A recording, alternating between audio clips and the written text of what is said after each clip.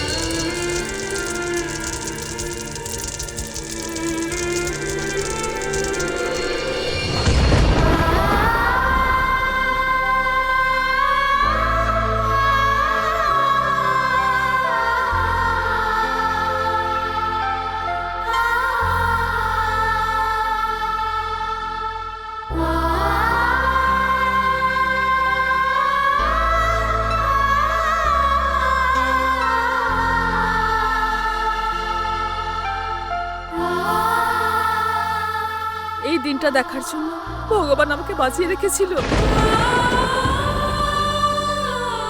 যেই মেয়েকে আমি পছন্দ করে এই বাড়িতে এনেছিলাম, নিজের মেয়ের মতো ভালোবেসেছি, স্নেহ করেছি, আজকের এই দিনটাতে তাকে এই অবস্থায় আমি কি করে দেখবো? বলো মা, তোমার এই অবস্থা আমি কি করে দেখবো?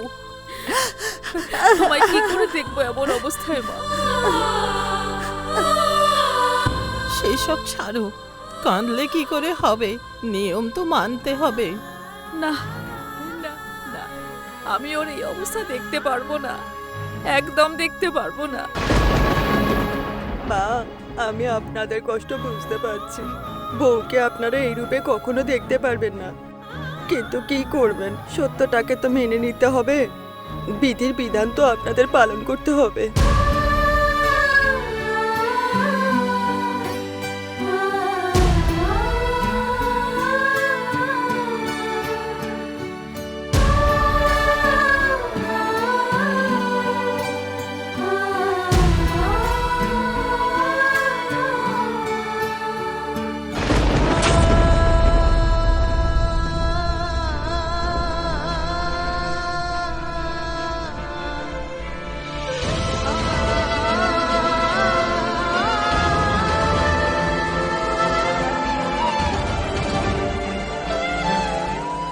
বেচারি বিয়ের 3 বছর পরে বিধবা হয়ে গেল। ভগবান করুন কারোর কপালে যেন এরকম দুঃখ না থাকে। স্বামী তো গেল, প্রবিতা অল্প বয়সেই বিধবা হলো। এবার তো আমার ওর ছোট বাচ্চাটার জন্য বেশি চিন্তা হচ্ছে। বেচারি কত হতভাগিনী, বাবার ভালোবাসা ওর ভাগ্যে নেই।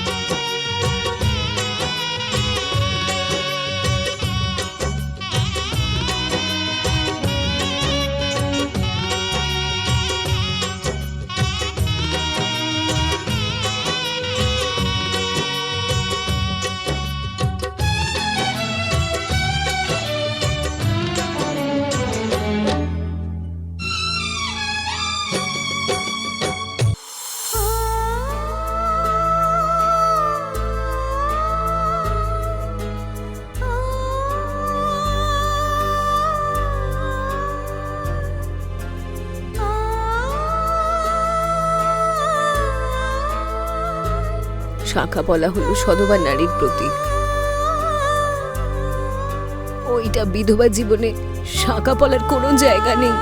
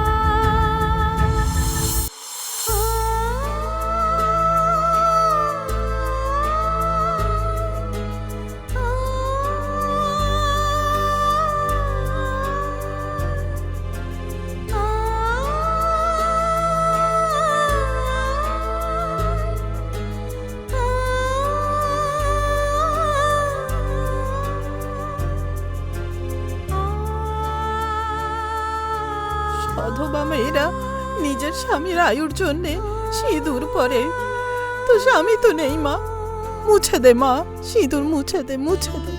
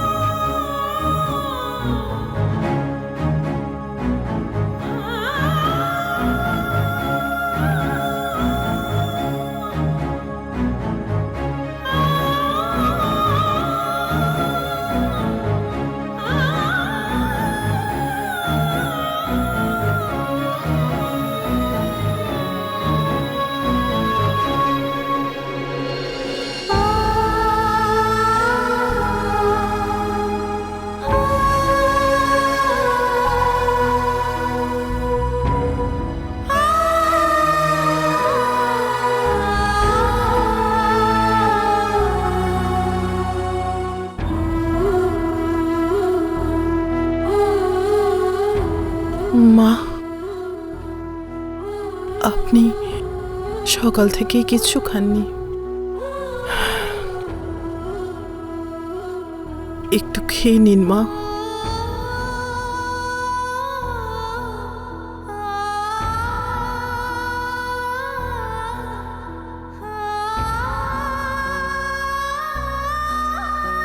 এসব কি হয়ে গেল মা? কেন হলো তোমার সাথে এমন? তোমার জীবনটা এমন রঙহীন হয়ে গেল কেন? কেন হলো মা? শুভরাজ তার সন্তানকে নিয়ে কত স্বপ্ন দেখেছিল। মেয়ে হয়েছে এটা ফোনে শুনেই সে তখন কত খুশি হয়েছিল। এত দুর্ভাগ্য যে তার মেয়েকেও দেখতে পারল না।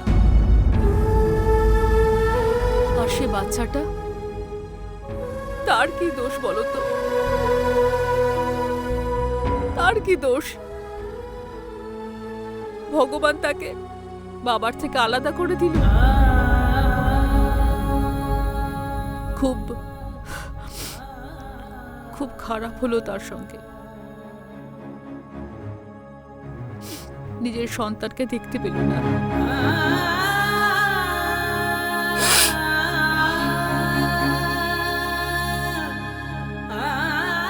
মা,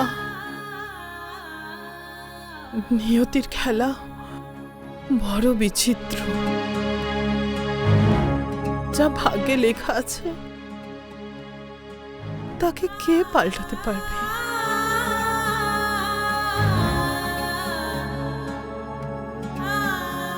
আপনি ধৈর্য ধরুন মা, নিজেকে সামলান। আপনি যদি এভাবে ভেঙে পড়েন, এই সংসারের কি হবে মা? আপনি তো এই সংসারের মেরুদণ্ড। পবিত্রা, হ্যাঁ মা, আপনি নিজেকে সামলান। এই বাড়ি আমাদের। আপনি যদি এত ভেঙে পড়েন তাহলে আমাদের সব ভেঙে যাবে। এই বাড়ি, এই পরিবার ভেঙে যাবে মা।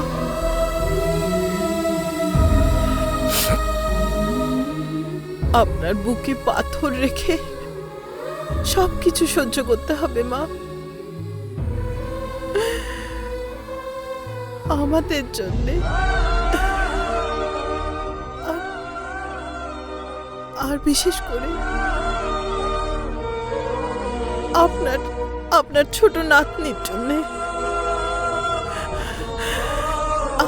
আপনি যদি এভাবে ভেঙে পড়েন, সেটা দেখতে যে একদম ভালো লাগছে না মা। তাই আমি বলছি মা, আপনি আমার কথাটা শুনুন। নিন, কিছু খেয়ে নিন প্লিজ মা। একটু কিছু মুখে দিন। না পবিত্রা,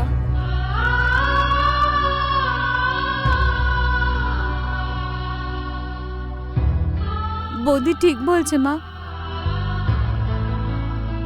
যেটুকু ইচ্ছা হচ্ছে খেয়ে নাও। দাদার পরে নিজেকে সামলাও। দাদা নিশ্চয়ই আমাদের সাথেই আছে, এই বাড়িতেই আমাদের দেখছে।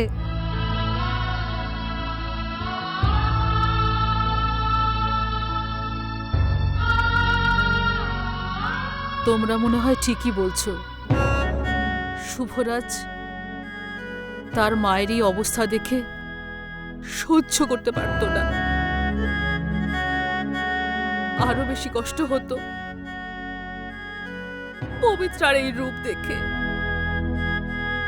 আজকের পর তুমি এই সাদা শাড়ি পরবে না। বলো মা, তুমি এই সাদা শাড়ি পরবে না তো? বলো, পরবে না? কিন্তু মা, এই সমাজ কি বলবে? আসলে মা বুঝতেই পারছি না, এখন এটাই আমার ভাগ্যে আছে।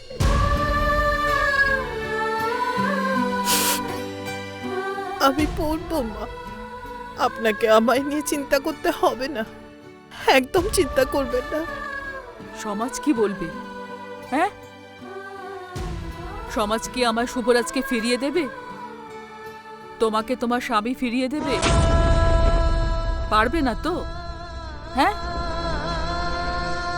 তাহলে আমার বৌমা কি পড়বে, আমার মেয়ে কি পড়বে, সেটার সিদ্ধান্ত নেবার দায়িত্ব তাদের নেই, তাদের কোনো অধিকার নেই। তোমার জীবনটা এখনো শেষ হয়নি মা, শেষ হয়ে যায়নি। আর বাকি রইল খাওয়ার কথা। আমার মাও এখন কিচ্ছুটি খায়নি। আমার মা আগে খাবে, তারপর আমি।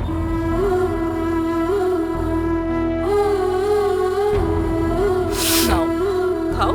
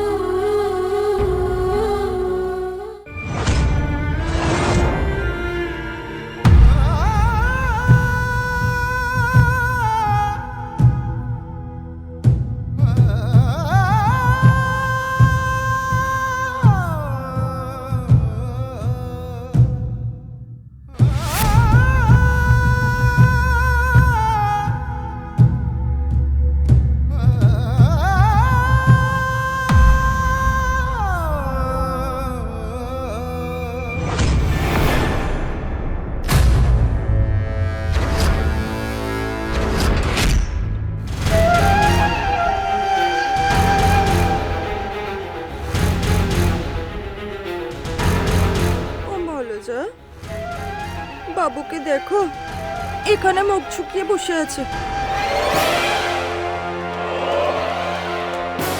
কই গো, মুখটাকে কেন এমন করে বাংলার পাঁচ করে এমন কেন বসে আছো?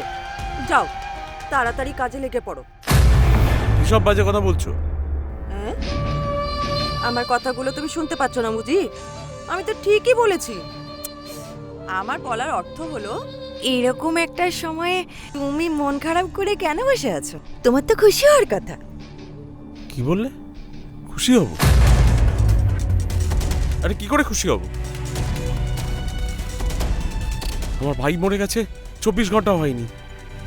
বেচারাটা অকালে মরে গেল, অ্যাক্সিডেন্টে। এতে আমি ভেঙে তো পড়বই। মনে রাখো, তার সাথে আমার সম্পর্ক যাই থাক, কিন্তু ও আমার ভাই।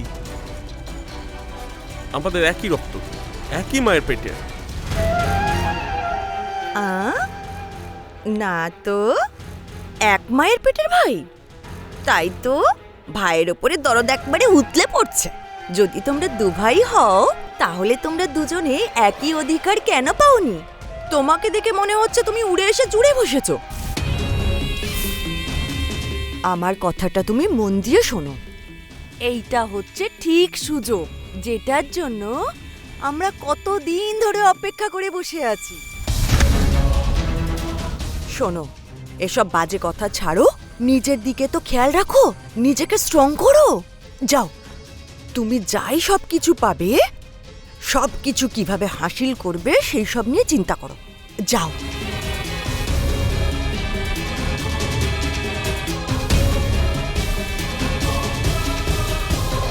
ওহো, ভাই মরে গেছে বলে কি তুমি কি সব কাজকর্ম ছেড়ে বসে পড়বে? বড় ছেলে হিসাবে তোমার প্রাপ্য তুমি পাও, সেটা চাও না? চাইছি, কিন্তু এই সময় না। এই বিষয়ে আলোচনা করার জন্য এটা ঠিক সময় নয়। এই সময় মানে তোমার সময় ঠিক মনে হচ্ছে না। তুমি যা ভাবছো এটা পুরোপুরি ঠিক সময় না। শোনো, আমার কথাটা তোমার তিতো লাগছে, কিন্তু তুমি একটু চিন্তা করে দেখো তো, শুভরাজ যদি না মরতো তাহলে কি তুমি কি কোনো সম্পত্তির ভাগ পেতে না? যদিও ভাগ পেতে, তাহলে তুমি একা ভাগ পেতে না। তোমার এই সবাইকে ভাগ করে দিয়ে দেওয়ার পরে তখন আমাদের দুজনের ভাগ্যে জুটতো না এইটুকানি, বুঝলে তুমি? শোনো, তুমি আমার কথায় আবার রেগে যেও না।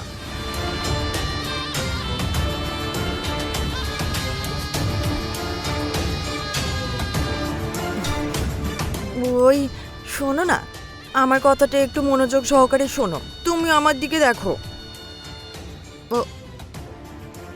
ভগবান যেন দেউর বাবুর আত্মাকে যেন শান্তিতে রাখেন। শোনো, তুমি একবার মায়ের কাছে যাও, মায়ের মনে তো বিশ্বাসটা জাগাও, মাকে একটু সান্ত্বনা দাও। যাও, মাকে বলো, মা তোমার বড় ছেলে এখনো বেঁচে আছে, সব বড় বড় সিদ্ধান্ত নেওয়ার জন্য আমি আছি, এই ব্যবসা সামলানোর জন্যও আমি আছি, এই পরিবারের সব দায়িত্ব নেওয়ার জন্য আমি আছি। যাও বিলাস প্রধান বাবু, যাও, যা যা তোমার প্রাপ্য তা কিভাবে তুমি নিজের করে পাবে সেই বিষয়ে চিন্তা করো।